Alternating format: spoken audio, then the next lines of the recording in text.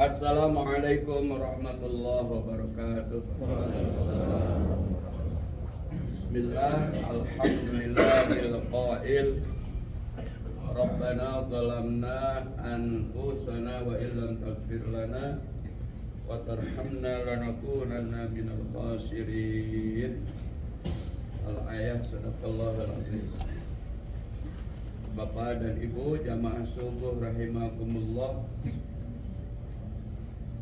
Saat Nabi Adam turun ke bumi, yang diminta oleh Nabi Adam alaihissalam kehadirat Allah Subhanahu wa ta'ala adalah ampunan Allah Subhanahu wa ta'ala. Mengapa?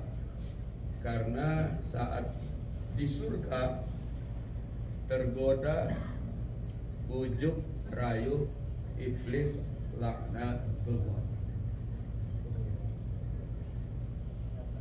Allah berfirman, wala taqraba hadhis syajarah fatakuna minadh dhalimin. Jangan kamu sekali-kali dekati pohon ini, nanti kamu termasuk orang yang aniaya. Akhirnya berdua, Adam dan Hawa, terbujuk sehingga memetik pohon itu.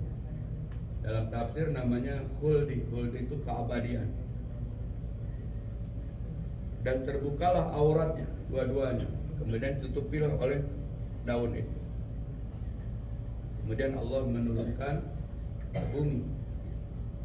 Dalam tafsir Nabi Adam di India, kemudian Siti Hawa di Jeddah, ila waqaf. Kemudian dipertemukan oleh Allah di padang Arafah, khususnya Jabal Rahmah. Jabal itu gunung, Rahmah itu kasih sayang. Nah, yang diminta oleh Nabi Adam, satu, agar diampuni dari kesalahan. Dua, ingin tawaf seperti tawafnya para malaikat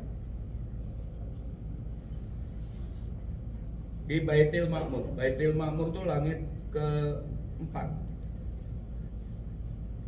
Dua-duanya dikabul oleh Allah Subhanahu wa ta'ala. Artinya kehilapan Nabi Adam, kesalahan Nabi Adam, juga Siti Hawa diampuni oleh Allah Subhanahu wa ta'ala.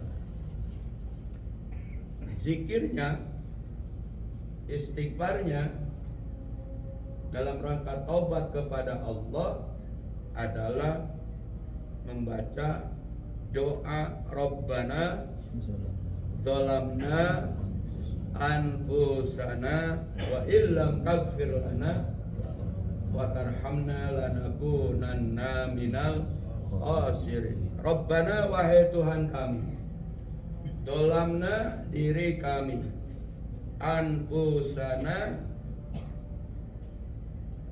menganiaya diri kami. Rabbana dolamna anfusana, wahai Tuhan kami, diri kami telah menganiaya diri kami sendiri. Wa illam taghfir lana, jika engkau tidak mengampuni kami, lanakunanna, pastilah kami ini, minal khasirin, bagian dari orang-orang yang merugi. Waktu kita zaman kecil, bukan bapak ibu, saya maksudnya Pak ya, kira-kira umur 5 atau 6, 7, beberapa puluh tahun yang lalu di kampung, ajangan-ajangan kampung atau ustadz-ustadz kampung mendidik anak ngajinya itu jelang-jelang maghrib suka ada namanya pujian, sanes pupujian, pujian ya. Ada sholawat, ada aqaidul iman, ada sifat Nabi, ada juga fardu wudu. Fardu wudu aya genep sadayana hiji niat kadua ngombah beungeut. Nah, contoh fardu wudu itu ada 6. Yang pertama niat, kemudian membasuh muka dan seterusnya. Ada lagi misalnya ya Rabbi bil Mustafa. Terus balik maqasidana waghfir lana ya wasi'al karami. Contoh. Atau juga ini Rabbana ya Rabbana zalamna anfusana wa illam taghfir lana wa tarhamna lanakunanna minal khasirin. Sehingga hafalan saya sekarang ini hampir kebanyakan itu adalah hafalan-hafalan saat kecil. Sampai sekarang nggak lupa. Judi dan baqa mukhalafatul lil hawadisi qiyamuhu binafsihi wahdaniyah. Masih apa nih? Ilmu hayat sama basar kalam qadiran muridan aliman hayyan sami'an basiran. Nah, itu namanya apa itu? Iman. Sehingga kalau dulu kakek nenek kita, cucu nggak bisa tidur, digendong sama kakeknya. Wujud kidam bako, baik gede. Dan jika orang Bandung, lala jauh. Bukan. Jadi sama selawat. Susah tidur anaknya. Dulu apa tuh? Gendong Rabbana ya Rabbana. Dip udah tua. Bempan sama bapaknya, kakeknya turun tangan. Gendong Rabbana ya Rabbana. Ini ternyata metode dulu tuh sangat efektif menanamkan tauhid, menanamkan aqidah. Ingat ketika bayi lahir, iblis kan gak segan-segan ngajak kufur, padahal eta anak teh masih bayi, kan hadis sahihnya ada. Bahkan iblis saat kita sakaratul maut pun gak segan-segan, ada hadis sahihnya. Turun ngadeuketan urang sararea, cek orang sana. Hayang salamat maneh teh cenah. Sok atuh ikutin aing, cek iblisnya ti Sunda. Makanya bahasa Sunda. Ingin selamat, ikutin saya. Apa yang harus saya ikuti? Kufur sama Allah, akui saya Tuhan. Gitu. Lagi sekaratul maut. Nah, begitupun anak masih kecil. Nah, maka budaya orang kampung dulu, kalau bayi nangis eureun ti peuting, bayi nangis gak berhenti malam hari. Kan kata dukun itu ada genarwo, ada abah jamro, ada kecuis teh hantu siga ini Pak kelinci, kalau ditendang jadi ngegedein. Saya percaya bener ceritanya, padahal bohong semua. Obatnya apa Pak dukun? Kamu telanjang bulat. Iya. Ini pengalaman misalnya. Pak. Ya telanjang bulat. Ambil sapu lidi, kecerok-kecerok tiap sudut rumah. Kan jika orang gila jadi itu Pak. Bukan menyehatkan anak atau menyembuhkan anak, malah tambah gila anaknya juga. Tapi kalau Rabbana ya Rabbana, guru saya di pesantren, maaf ini agak metode aku, karena saya lama di pesantren, mau saudara. Tekan jidatnya. Bapak bisa gendong bayi nggak Pak? Bisa. Jangan ibunya doang, bayi gendong, tekan jidatnya. Rabbana ya Rabb Rabbana Zalamna Anfusana Wa illam firlana Wa tarhamna Lanakunanna. 2, 3 kali insyaallah itu dijauhkan dari setan. Percaya tidak percaya, itu kalimat Allah yang ditakuti oleh setan. Adam pun diampuni kesalahan dan kehilafannya. Suatu saat ibu datang ke kiai saya, Pak Kiai, ini suami saya suka lambat mulu nih datangnya, alasan rapar. Kedua macet. Ketiga nggak tahu saya. Gimana cara pengobatannya? Tekan aja jidatnya, baca Rabbana.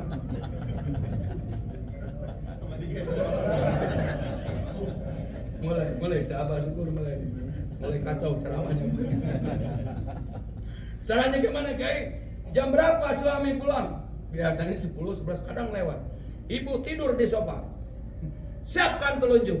Buat apa, Kiai? Ya nekan suaminya itu. Pas masuk pintu dibuka, tekan jidatnya Rabbana ya. Jadi suami memarah nggak jadi karena ayat yang dibacakan. Paling lucu.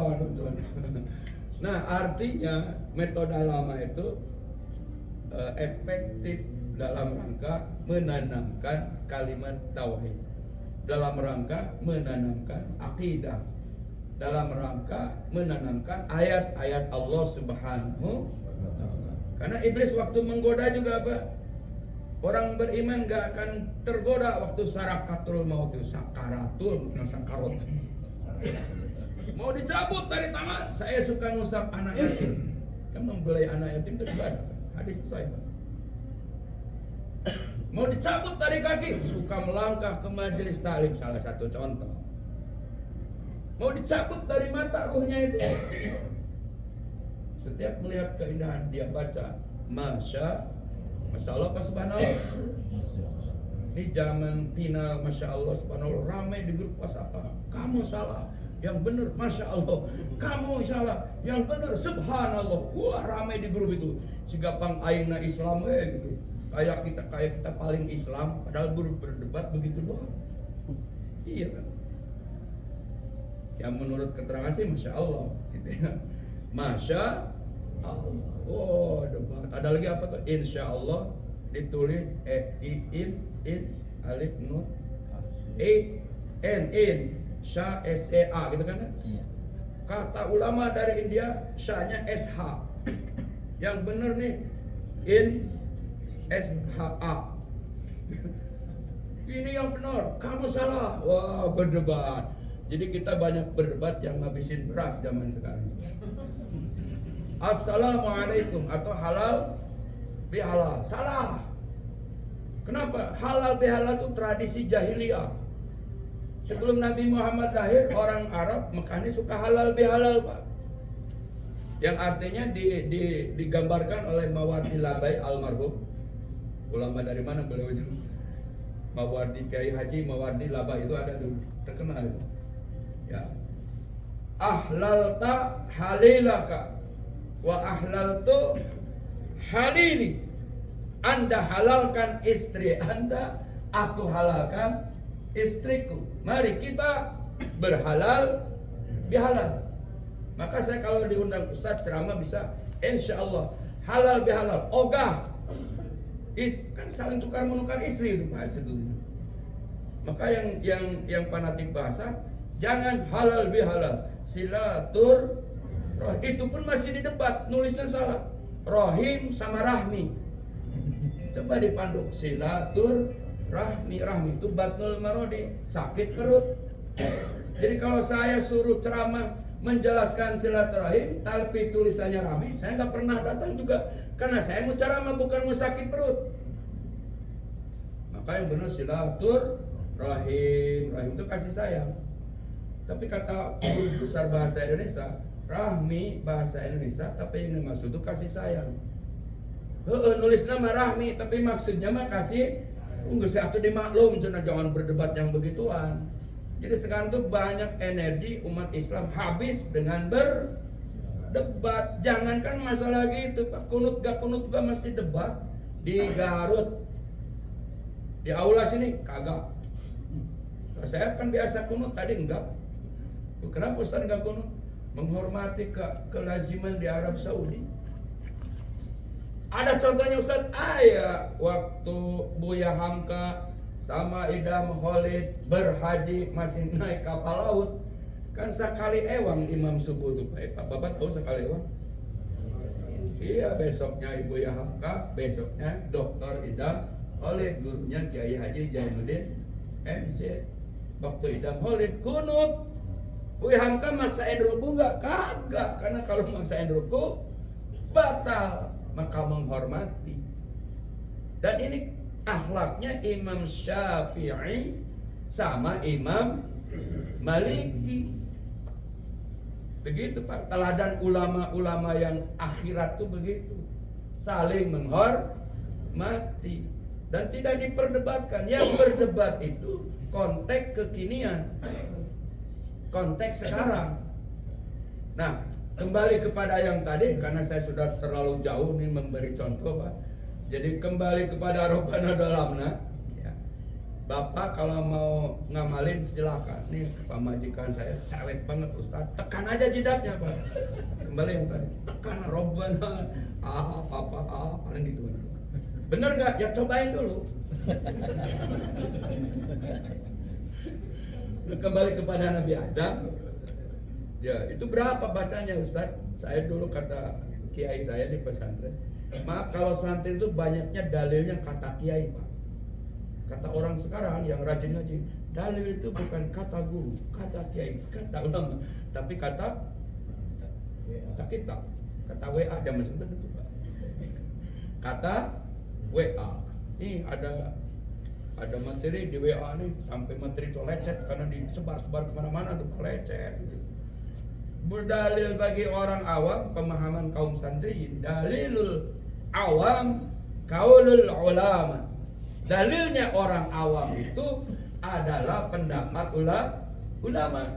Dalilnya ulama baru ayat dan hadis. Kenapa? Karena ulama yang ngerti agama. Untuk memahami hukum Islam ada paradigma yang harus dikuasai oleh ulama. Misalnya ilmu nahwunya, gramatika bahasa Arabnya. Bismi, kenapa tidak dibaca bismu atau bisma? Karena ada ba di awal, ba al harful jar, huruf yang maknanya untuk menjarkan itu mengkasrohkan. Sehingga kalau ada ba, bismi bukan bismu, karena ada ba. Ini salah satu ilmu nahwu. Ada ilmu sorof. Nasoro yansuru nasron fahuwa nasirun wadakaman, untuk memberikan makna. Si Ahmad telah menolong Nasoro. Si Ahmad akan menolong Yansuru. Tolonglah Nasron. Itu kalimat untuk memberikan makna yang berbeda-beda. Maka ketika daraballahu masalah, Allah telah menciptakan perumpamaan yang dianggap kecil oleh orang-orang kafir, yakni nyamuk. Bahkan Allah menciptakan binatang yang lebih besar daripada nyamuk agar ada kemanfaatan buat kehidupan umat manusia. Allah menciptakan nyamuk ada hikmahnya. Tidak seperti orang kafir waktu itu banyak madorotnya. Sehingga orang kampung nyamuk tuh makanya bangkai. Wah, dilihat itu yang jelek-jelek Pak. Tapi orang perkotaan yang ilmu pengetahuannya udah maju, dari nyamuk Allah ciptakan. Orang bisa menciptakan pabrik nyamuk, kemudian menjadi baygon. Dulu masih dibakar Pak baygonnya, sekarang baygon sayang, gitu kan. Akhirnya banyak pekerja, menyerap pekerjaan, menghilangkan kemiskinan, menghilangkan pengangguran. Ini dari namanya nyamuk. Luar biasa. Ada hikmahnya. Semua yang diciptakan oleh Allah ada hikmahnya. Begitupun ketika Allah menurunkan Adam dan Hawa ke bumi, hikmahnya apa? Supaya bumi ini dihuni oleh manusia. Bersuku-suku, berbangsa-bangsa, lita'arafu, supaya saling mengenal. Itulah Bhinneka Tunggal Ika. Ini ayatnya. Inna akramakum indallahi atqakum. Dari yang berwarna itu, bersuku itu, berbangsa itu, beda bahasa, beda kulit, supaya kamu saling mengenal. Tujuannya agar bertakwa kepada Allah Subhanahu. Di haji ini Pak, Masya Allah, bukan hanya orang Indonesia, Afrika ada, Sudan ada, Amerika ada, Australia, Asia, Masya Allah, satu dunia dihimpun oleh Allah Subhanahu. Yang bersuku-suku, berbangsa-bangsa, beda bahasa, dipersatukan oleh Allah. Pertama di Madinah, kedua di Masjidil Haram, puncaknya di Padang Arafah. Ibu ketemu orang Turki, ngerti nggak bahasa Turki? Buktinya ibu ngomong kan di Masjid Nabawi. Ya. Yang nggak bisa bahasa Inggris, pura-pura bisa. Ibu ketemu, bapak ketemu orang Sudan, senyum nggak Pak? Senyum. Dia senyum nggak? Itu kan lagunya Rhoma Irama. Dia tersenyum, aku tersenyum, terpautlah dalam hati. Luar biasa nih haji. Padang Arafah, Masya Allah, 4 juta dihimpun besok tanggal 9 Zulhijjah.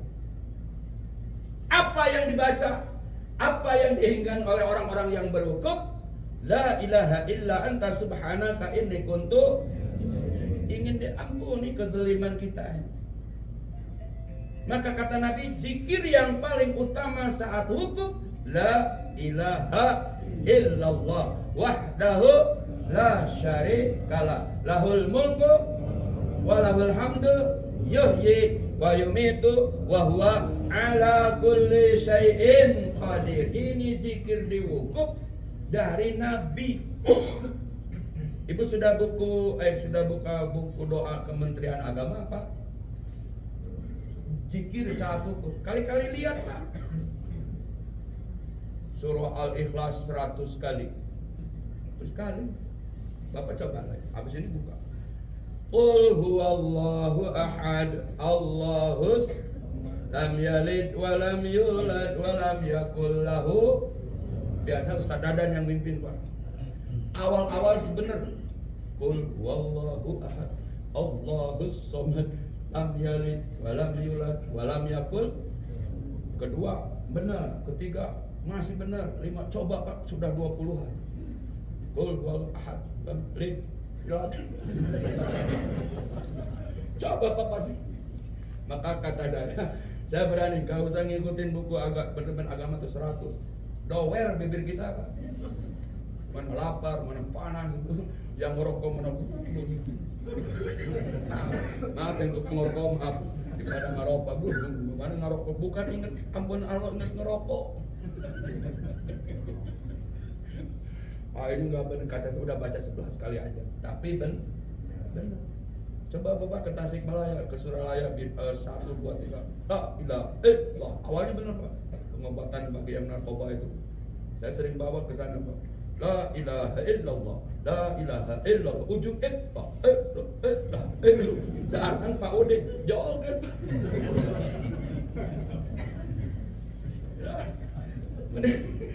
Mendingan 30 aja.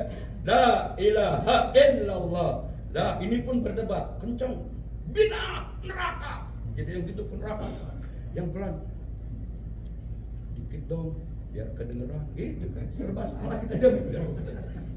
Orang habis sholat langsung pulang, monyet lo. Karena iman taruh kamen dan kidun. Yang habis sholat tidak zikir, monyet. Lu monyet. Lu apa? Monyet juga. Karena yang monyet yang suka berdebat. Jadi monyet sekarang banyak berdebat. Maka saat di Padang Arafah, baca la ilaha illallah. Pak nggak bisa buku Kementerian Agama, Pak nggak ke bawah di hotel transit. Gak usah bingung, kan udah dibekal dari sekarang. Wukuf itu 1 menit juga sah hukumnya. Masuk waktu duhur, azan duhur, salat duhur asar di jamaah takdim qusur. Kemudian saya khutbah atau ustaz yang lain khutbah. Selesai, itulah wukuf. Udah haji SG. Udah itu Pak. Karena wukuf itu ukuran haji. Tiadalah haji tanpa wukuf. Al-hajju Arafah. Haji itu adalah Arafah. Hadisnya bangsa mabit mah wajib kan itu. Tawaf ifadah kan kita akan jalan, tapi ukurannya di wukuf. Al-hajju Arafah. Maka baca saja la ilaha illallah wahdahu la syarikalah lahul mulku. Tapi kita tetap akan memanfaatkan zikir-zikir yang di Kementerian Agama. Cuma banyaknya dipotong-potong. Dari 100 jadi 11. Tapi yang satu nggak mungkin dipotong lagi Pak. Nggak baca apa-apa tuh kita. Kita baca lah la ilaha illallah. Diampuni. Enggak la ilaha illallah duduknya aja di padang Arafah apa cicing bae mendem. Kadang tidur. Sudah wukuf itu. Seutama-utamanya sampai maghrib ya. Bahkan pandangan ulama Saudi mah sampai sebelum subuh pun masih bisa. Kembali fikih berbeda. Kita yang ambil mana? Yang duhur sampai maghrib. Itu seutama-utamanya wukuf. Dan itu yang akan dilaksanakan oleh ahli wisata. Ustadz cicing wae tidur nepikeun ngamur baru atuh Pak duduk bae. Boleh kita berdiri, boleh kita ke toilet, boleh kita makan. Yang bawa permennya makan. Karena wukuf tidak menghalangi itu. Ibu-ibu datang bulan wukuf jadi hajinya. Yang batal wudu wukuf jadi wukufnya. Jadi wukuf itu ringan, enteng, 1 menit pun sah. Maka Bu Husna insyaallah besok agendanya adalah safari yang hari ini belum dilisensi sama Pak Dokter untuk dibawa ke sini karena belum layak ada Pak Dokter. Kita doakan Bu Husna Allah berikan kesehatan. Al-Fatihah.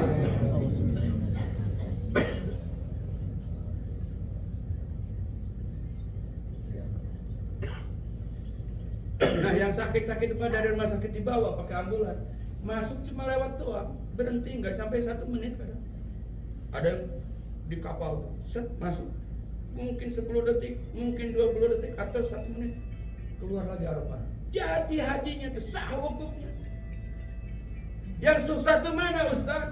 Dari transit ke Arafahnya, macetnya. Itu maka tanah ini Alia ke Mina dulu. Kita ke Mina dulu.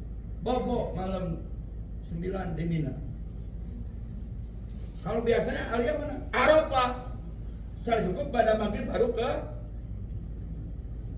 Muzdalifah. Nah itu jalur yang luar biasa. Sehingga Kementerian Agama menganjurkan ada istilah hurur, ada istilah tanazul. Sekarang dianjurkan. Melihat kepadatan penduduk Mina yang Mina 1-9 Mina Jadid itu ditiadakan tahun ini sehingga orang numplok di Mina semuanya sehingga kepadatan akan terjadi. Inilah penyebab NU, Muhammadiyah, Persis sudah saya baca tadi malam menyarankan untuk ambil tanajul, menyarankan untuk murud, menyarankan untuk tarwiyah. Kondisi Pak. Dulu saya diperintah sama Pak Daya. Ustaz, kita langsung ke Mina. Cari dalilnya, muter saya nyari dalil. Tahun ini Ustaz, kita ke Mina dulu. Cari juga dalilnya, muter lagi saya. Karena kuncinya di saya Pak. Ustaz, dalilnya cari. Ustaz, dalilnya cari. Jadi saya tergantung Pak Joko. Enggak Pak, enggak tergantung Pak Joko. Kenapa? Hadisnya memang Nabi ke Mina dulu, baru ke Arafah. Tapi itu sunnah. Yang langsung ke Arafah sah, karena intinya wukuf, rukun, bukan perjalanannya. Orang mau datang ke Arafah dari manapun, asalnya sah kan. Yang penting waktu wukuf ada ya. Adapun Mina kelewat karena tidak ikut sunnah Nabi, karena waktu itu juga kepadatan muncak, hanya langsung ke Arafah. Sekarang lain lagi, ke Mina dulu. Dua-duanya benar. Yang salah yang gak wukuf di padang Arafah, selesai. Paham ya Pak ya? Kenapa? Karena wukuf inti. Karena wukuf menjadikan bapak menjadi hak, ibu menjadi hajjah. Diwukuf ukurannya. Maka diwukuf itu juga yang kedua. Kenapa kita harus wukuf? Karena itu rukun satu tadi. Yang kedua, ampunan Allah tanpa syarat. Rabbana zalamna anfusana wa illam taghfir lana wa tarhamna lanakunanna minal khasirin. Kalimat ini kalau dibaca di wukuf, Allahu Akbar. Ingat ayah kita, ingat ibu kita. Hakikat kita ada di dunia karena ada orang tua. Doa kita, istighfar kita bukan hanya untuk kita, tapi ayah diampuni, ibu diampuni karena zikir kita di padang Arafah. Maka guru saya berpesan, yang kaset waktu saya haji pertama tahun 2000 udah haji saya. Ingat, di Arafah tanpa syarat dosa kita diampuni, tapi satu yang dititipkan mama, kalau putus silaturahim datangilah. Kalau sama tetangga pernah berantem, datangilah. Kalau pernah mengkhianati, datangilah, minta maafnya. Karena sehebat apapun dosa kita diampuni tanpa syarat, tapi kalau mutus silaturahim tidak diberikan ampunan itu. 2008 sama Agim bareng Pak. Saya ceramah khutbah hukum. Ada yang pingsan, jam udah kok. Saya lagi khutbah, nggak bisa nolong kan? Biar aja yang saya lagi khutbah. Kenapa? Saya ingat berantem sama bibi saya dan belum minta maaf sampai hari ini. Pak, maghrib masih lama. Kesempatan meminta ampun masih bisa. Kasih tahu yang di tanah, dia bel, bukan WA, bel. Sehingga dia ampuni, dia pingsan lagi. Kenapa? Karena ampunan dari bibinya diberikan. Ampunan Allah pasti diberi. Tapi yang putus silaturahim, apalagi sama orang tua. 2008 juga ada jamaah saya, reguler Pak, belum dialih. Ustadz, saya tidak akan ngasih tahu sama orang tua. Tetangganya, kagak, orang tuanya kan saya mau haji, saya mau ikhlas. Gak mau orang tahu, saya mau pergi aja lah gitu. Supaya orang tidak tahu. Tapi orang tua sendiri kagak silaturahim sama orang tuanya. Gak mungkin dapat ampunan Allah. Maka setelah pagi ini saya ceramah, mungkin di antara kita ada yang tidak akur sama keluarganya, sama saudaranya, atau atasan sama bawahannya, minta maaf. Tidak peduli dia pejabat atau rakyat, buaya atau mantan buaya, ajengan atau mantan bajingan, kalau putus silaturahim, segera sambungkan kembali silaturahim untuk menyambut ampunan Allah Subhanahu. Mungkin kita pernah ngeyel tentang air kecil sampai nyeletak di hati, sampai tidak enak sama Bu Ratna karena wajah kita. Minta maaf sama Bu Ratna pagi ini.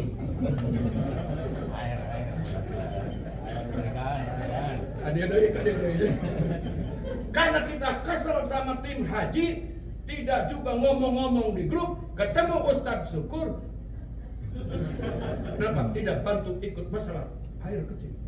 Loh, kok jadi kemana-mana tuh? Padahal saya tim ibadah, tukang doa. Kenapa urusan air jadi ke saya? Karena nggak ada yang umpama. Udah minta maaf sama Abah Syukur pagi ini. Saya juga harus memaafkan Bapak Ibu. Ini orang cerewet amat ini. Kan saya ngomong gitu di kamar. Saya mohon maaf pagi ini Pak. Sama-sama mohon maaf. Kenapa? Abu Bakar tuh kalau baca ayat Lillahi ma fis samawati wa ma wa in tubdu ma fi anfusikum aw tukhfuhu.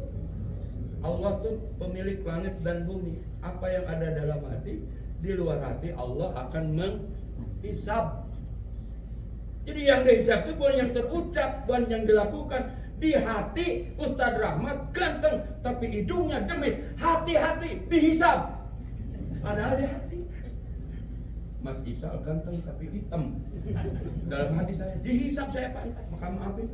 Karena contoh baru mencontoh. Pak SG gendut amat sih. Di hati dihisab Pak SG. Gak boleh itu. Abu Bakar mah sampai nangis. Lah kita mah ya ucapannya dalam hati sarwa. Gitu. Terus ketika Maliki Yaumiddin, nangis Abu Bakar. Kenapa? Ingat proses hisab. Allah yang merajai hari pembahasan. Satu persatu hamba akan nangis. Apakah selamat saya saat hisab di padang mahsyar? Abu Bakar sampai janggutnya basah. Kita mah janggut basah kejepit, sakit. Nah itu Pak, ampun. Oleh karena itu, ayo sambungkan tali silaturahim agar Rabbana dolamnya itu benar-benar oleh Allah dimaafkan dosa kesalahan. Karena Allah janji di hadis saya, wahai malaikatku, hamba-hambaku sedang berwukuf di padang Arafah dari berbagai dunia. Hari ini saksikan wahai malaikatku, mereka semuanya diampuni dosanya tanpa syarat. Itulah keindahan hukum, itulah keberkahan hukum. Satu, haji kita jadi, dua, dosa kita diampuni. Ketiga, hikmah hukum kita seperti bayi yang baru lahir dari kandungan ibunya, bersih tanpa noda. Cuma ada godaan lagi, jangan mentang-mentang kita udah bersih. Ingat dari padang Arafah ke Muzdalifah itu macetnya juga luar biasa. Saya nyesel ikut Alia. Macet, kan macet bukan masalah Alia wisata, masalah kondisi. Kenapa Alia jadi disalahin?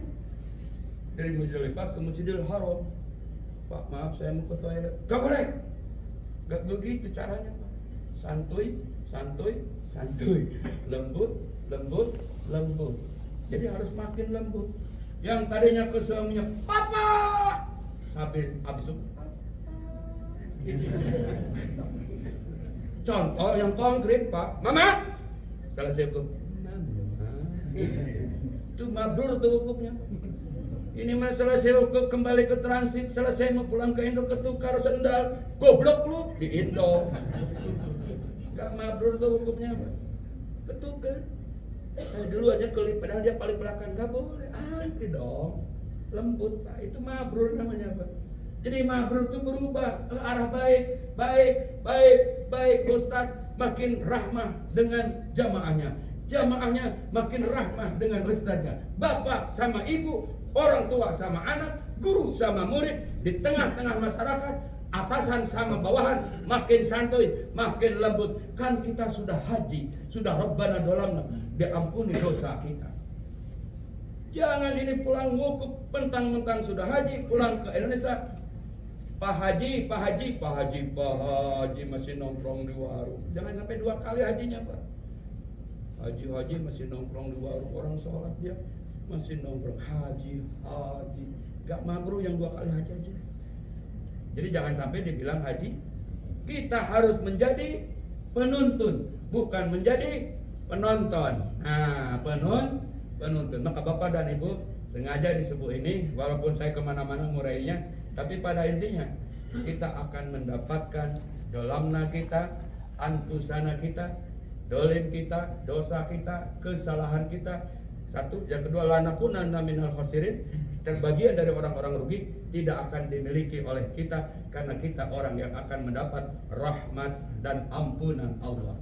Ya Allah, ya Rabbana, hadirkan kami di padang Arafah. Ya Allah, ya Rabbana, berikan kesempatan kami berada wukuf di padang Arafah. Ya Allah, ya Rabbana, berikan kami menatap wajah-Mu dalam rahmat. Ya Allah, ya Rabbana, berikan ampunan-Mu yang begitu besar di padang Arafah. Ya Allah, ya Rabbana, persatukan kami menuju lautan dan rahmat ampunan-Mu. Ya Allah, ya Rabbana, hadirkan kami di padang Arafah dalam kebersamaan, dalam kesatuan, tidak saling sengketa, karena kami yakin Engkaulah yang akan memberikan maaf kepada kami. Rabbana zalamna anfusana wa illam taghfir lana wa tarhamna lanakunanna minal khasirin. Walhamdulillahi rabbil alamin. Assalamualaikum warahmatullahi wabarakatuh.